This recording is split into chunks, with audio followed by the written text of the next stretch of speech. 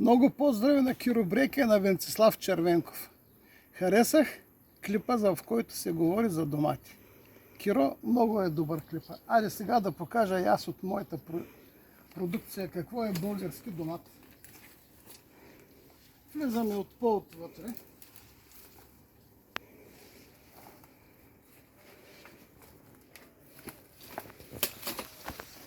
И започваме да показваме. Ето това са наши гиганти. Ето имаме гиганти, които трябва да ги ударим. Аз ще гледам като първо бране да бъдат най-ядрите.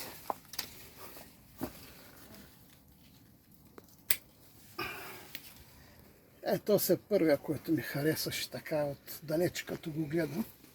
Цяла пролет ми виси и чака да го убера.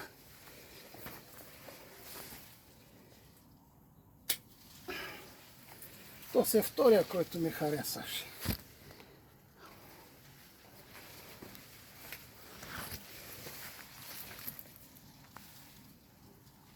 Гледайте какви дръжки. То се третия, който ми харесваше. Три домата, една щайга, бе. Така. Да погледна още.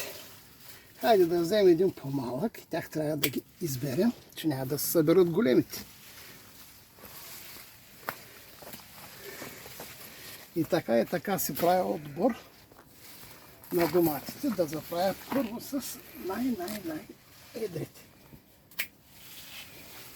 Ето още един, който много ми харесваше.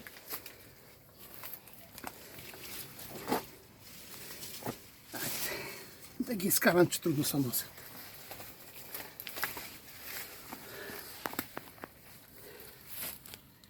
Ето още един, който ми харесваше. Така как да ги режат? Не знам.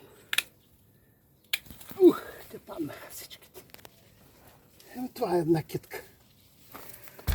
Да я притеглям, ако можем, че сме под ръка.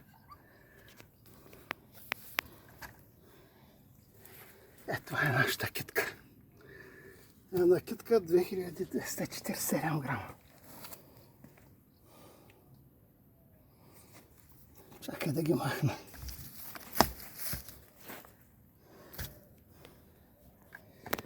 Тук беше третия. Така. Почваме поред на номерата. Най-малкия. 575. Другия под ръка. 735. Следващия. 711.